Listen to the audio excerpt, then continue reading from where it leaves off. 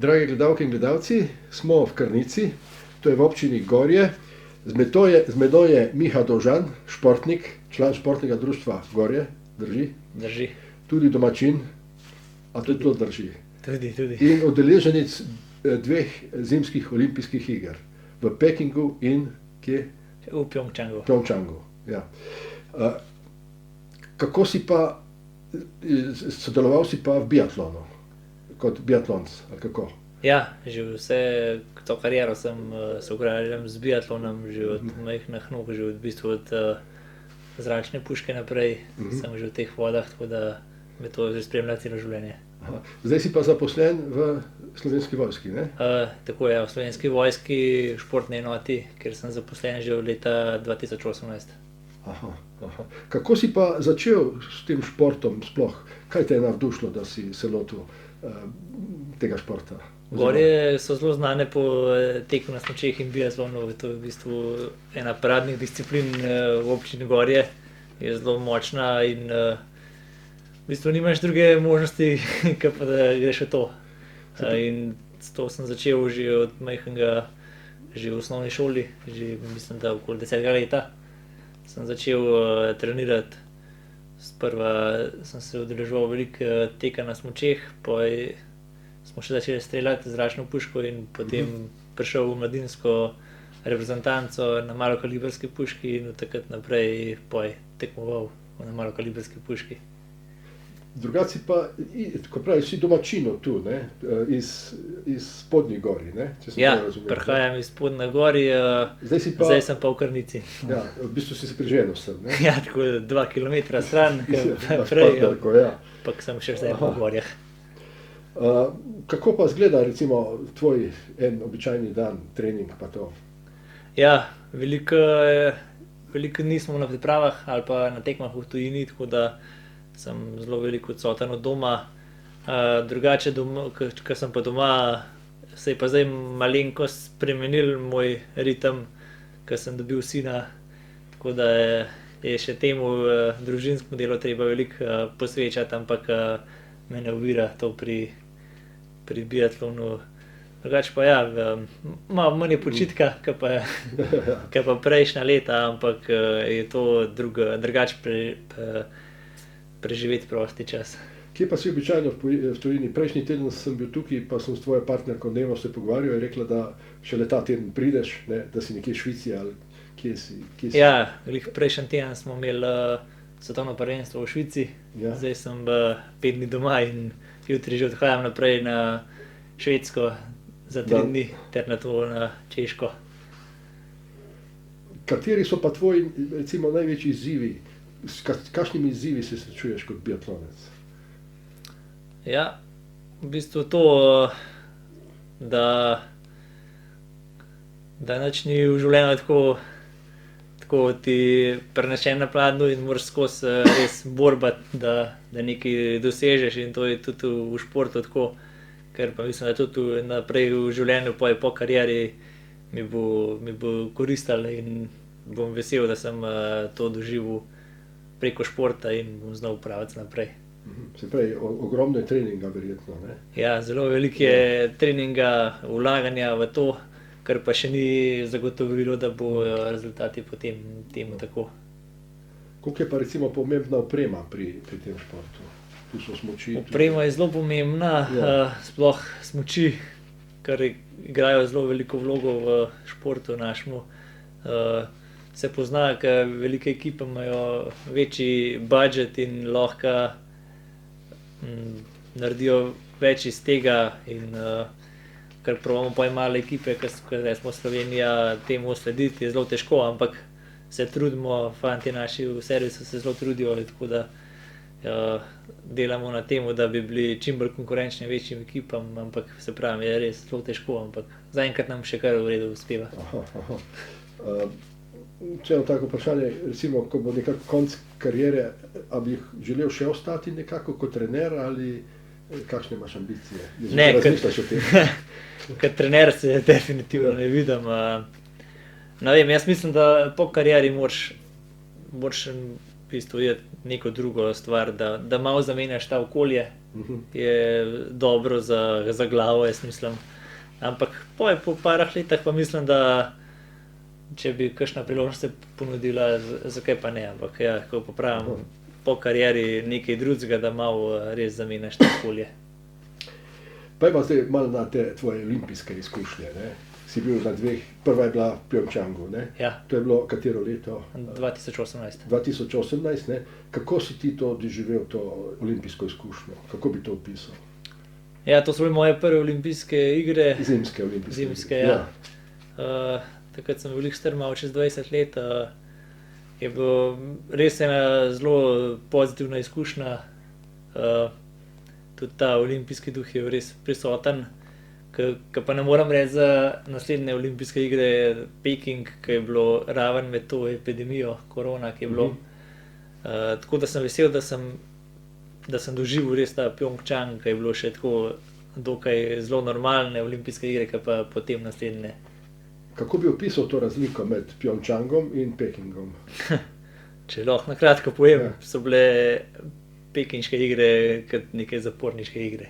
Zaprti smo bili v tisti olimpijski vasi, vsakodnevno testiranje smo imeli in če si bil pozitiven na COVID, si bil 3 tedne zaprt v karanteni, tako da je bila res razlika. Te Pjongčang igre so bile res tako, si res doživel to olimpijsko izkušnjo, ki jo verjamem, da naslednje 4 leta potem zelo težko bi ostali doživeli.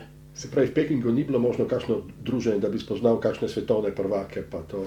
Ne, v Pekingu je bilo res omejen ta osebni prostor in sem res vesel, da sem bil na še enih prej. In tudi verjamem, da zdaj naslednje, ki pridejo drug let, da bojo spet pa ta pravi olimpijske igre.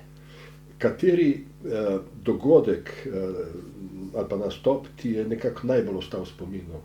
Kaj te je najbolj nekako? Jaz mislim, da najbolj me je ostalo v spominu svetovno prvenstvo na Pokljuki leta 2021, kjer sem dosegel ene svojih najboljših rezultatov v karieri. Tudi uvrstil sem se na skupinski štart in imam res lepe spomine na ta prvenstvo.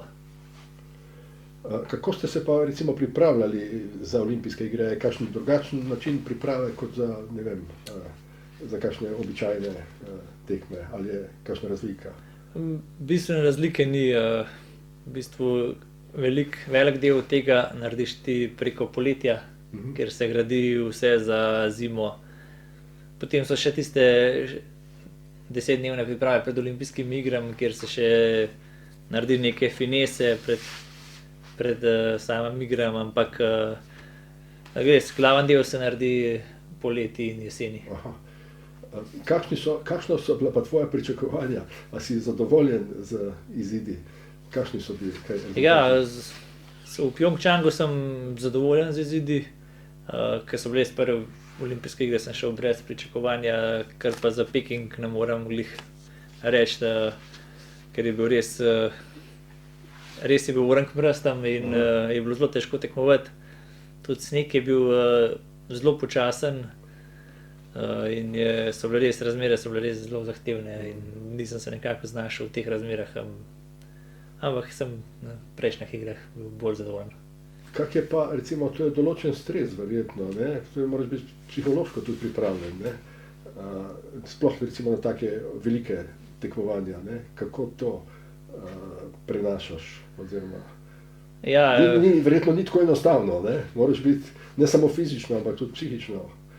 Ja, res je, sploh biatlon, ki je sestavljen iz 2 delov, iz teka in streljanja, kjer se moraš popolno umiriti in biti zbran, ampak jaz lahko rečem, da nimam teh težav z tremo, ne vem, sem dosti tak flegma človek, tako da se znam sprostiti in uživati.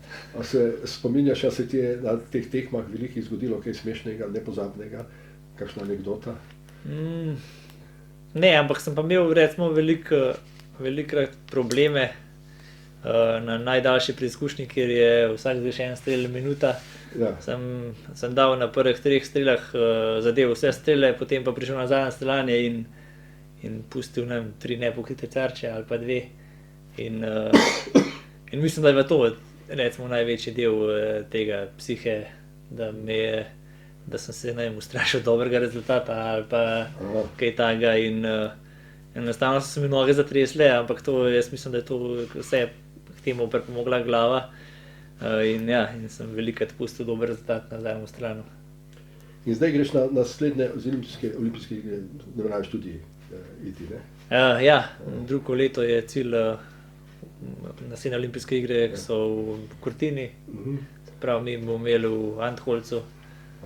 Tako da prizorišče že poznamo iz vsakoletnega svetovnega pokala, tako da se že veselim spet teh evropskih, da so po dolgem cajtu spet evropske igre. Kaj bi pa svetoval mladim biatloncem, nekaj let mlajšim od tebe, ki želijo nastopiti na teh velikih tekmovanjih, kaj bi jim dal kakšen nasvet, ki šele začenjajo se s tem športom ukvarjati recimo? Ne vem, treba je iti postopoma. Tudi mladi imajo zelo veliko teh iger, zdaj imajo Evropski festival mladih, potem te mladinske olimpijske igre, ki so na vsake 4 leta isto. In isto sem bil jaz leta 2012 na teh mladinskih olimpijskih igrah v Innsbrucku, kjer je res dobra izkušnja, tudi v bistvu kot olimpijske igre za mladince. Tako da treba iti postopoma in potem tudi v svetovnem pokalu. Res je, preskok je velik iz mladinskih v članske kategorije, je res velik, ampak če narediš ta preskok v redu, je zelo dober. Kako te pa pri tem tvojem športu podpira tvoja družina? Imaš partnerko Nevo, imaš zdaj sina, si omenil, Lina, ne? Ja. Kako te podpirajo, kaj? Živimo s tem, v bistvu je življenjski stil malo prilagojen temu. Probam jih čim večkrat vzeti s sabo, da smo skupaj. Imamo v bistvu kombi, ki je predelan v kemperja, tako da gremo lahko okoli, da sta onadva v bistvu z mano na prizorišču. Je pa težko, sploh zdaj, ki je še Lin, je težko je tudi doma. Ampak če greš takole za en teden, se še da, ker je pa že več, je pa že res težko, ampak tako je, tako moramo. Kako pa smo v občini Gorje, kako pa sama lokalna skupnost, recimo občina tukaj zdaj podpira te dejavnosti, kako si zadovoljen s tem, ali bi treba še kaj bi treba narediti? Ne, jaz mislim, da občina Gorje ima zelo močno tole podporo klubu. Tudi sam župan je zelo prisoten v klubu in je s srcem pri tem, tako da je res občina Gorje veliko da na ta klub in biatlon tukaj v Gorjah. Kaj pa krajani, so ponosni na tvoje dosežke, podpirajo, kako to doživljaš, odnos prebivalcev tukaj do tvojega dela? Jaz mislim, da so, da kar spremljajo, tudi mi povejo velikokrat, da so gledali, tako da jaz mislim, da so zelo prisotni v tem športu. Za konec bi še dal kakšno misel? Ker nisem vprašal. Česa si želiš, recimo, izven športne dejavnosti? Jaz si najbolj želim, da čim več prostega časa preživeti kvalitetno z družino, sploh zdaj, ko imam sina, ko zdaj šele vidiš, kako to hitro raste, koliko veliko lahko zamudiš in hočem čim več tega doživeti. Kako pa v vojski, recimo, si zaposlen v vojski, imate nek poseben status verjetno, ne? Res je, v bistvu vojska nas kot sponzorira na nek način, imamo neke obveznosti, ampak načeloma imamo zelo proste roke. Kakšne obveznosti recimo imate? Ste kakšni desetarji? Ne, naziv imam poddesetnik. Poddesetnik? Ja, ampak imamo vsakoletno 3-dnevno usposabljanje. Koga? V vojski. Ja, drugih vojakov ali vaše enote? Naše enote imamo usposabljene, ja. Potem imamo še 4 dni na leto, imamo še promocijske aktivnosti za Slovensko vojsko. Aha. Pa letos so še vojaške igre, svetovne vojaške igre po koncu sezone, kjer se moramo udeležiti. Kako to poteka, te vojaške zgodbe, te igre, pa to usposabljanje, če lahko malo pišeš? Ja, vojaške igre so, jaz sem letos prvi zdaj udeležil, v bistvu imamo tekmo. Kje pa je to? Letos je v Švici, v Lucernu. Aha, to je mednarodno. Ja, mednarodne svetovne vojaške igre. Aha. Tekmujejo vsi pripadniki vojaških sil, tako da vsi, ki so zaposleni v vojski. A to iz držav NATO ali? Vse.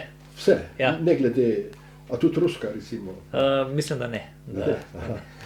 Nisem pa ziher, ampak ja. Tako da je v bistvu tekma, kot se tam pokaže, samo da je malenkost manj tekmovalcev.